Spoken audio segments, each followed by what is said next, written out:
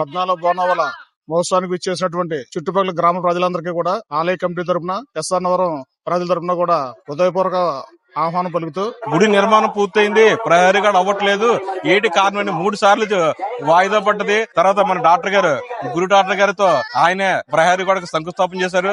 చేసిన తర్వాత with in 45 days లో బేస్మెంట్ కూడా కంప్లీట్ చేసుకున్నాం. మార్చి ఫస్ట్ వీక్ లో అనుకుంటున్నాం. మనకు కష్టాలు వచ్చినప్పుడు, బాధలు వచ్చినప్పుడు, ఆ తల్లిని దర్శించుకున్నప్పుడు ఆ తల్లి మన పైన చూపించిన చల్లని ప్రేమ, మా కష్టాలన్నీ తొలగిపోయినటువంటి, ఆ బాధను తొలగిపోయినటువంటి ఎంతో మంది విన్న తర్వాత ఆ తల్లి మహత్యం గురించి చాలా ఆశ్చర్యం వేసింది.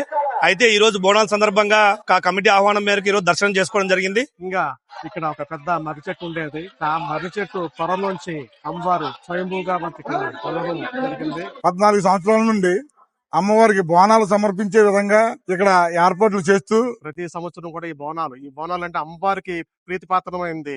ఎవరి మట్టికి వాళ్ళు తెచ్చి పెట్టడం కాకుండా అందరూ కలిపి ఈ బోనాలు తెచ్చి ఒకేసారి అమ్మవారికి సమర్పించినట్లయితే మనం మాత్రమే దర్శించుకోవడం కాదు, చుట్టుపక్కల ఉన్న ప్రాంత ప్రజలకు కూడా ఈ తల్లి మహత్యం గురించి తెలియాలనే ఉద్దేశంతో ఈ తల్లి సేవలు విస్తృతం చేయడానికని మెట్ట మీద పెద్దగా గుడి కట్టడం జరుగుతోంది. ఈ నూతన ఆలయ నిర్మాణం ఈ తుని పరిసర ప్రాంతాల్లో విశాలమైనదిగా చెప్పవచ్చును. 160 అడుగులు పొడవు, 90 అడుగుల వెడల్పుతో నూతన నిర్మాణం చేసుకున్నాం. ఈ రోజు బోనాలు పిల్లలు పుట్టకపోయినా, కష్టాల్లో ఉన్న, ఆర్థిక ఇబ్బందులతో బాధపడుతున్నా, మానసిక ఇబ్బందులతో బాధపడుతున్నా, కష్టాలు ఏమున్నా సరే ఏదైతే సంక్రాంతి తర్వాత వచ్చినటువంటి నెక్స్ట్ ఆదివారంలోని ఆడపిల్లలందరూ ఇంటికి వస్తున్న సందర్భంగా బోనాలు మహత్యం చేయడం జరుగుతోంది. మీరు ఒకసారి గమనించినట్లయితే బోనాలు పెట్టుకుని తిరుగుతా ఉన్నారు. అయితే ఇంట్లో నుంచి తల్లి కోసం ప్రేమగా, ఆప్యాయతగా ఆ కష్టాలన్నీ తీరిపోయేలాగా ఆ తల్లికి బోనాలు సమర్పించే విధంగా ఆడపిల్లలందరూ కూడా బోనాలు తీసుకొని రావడం జరిగింది.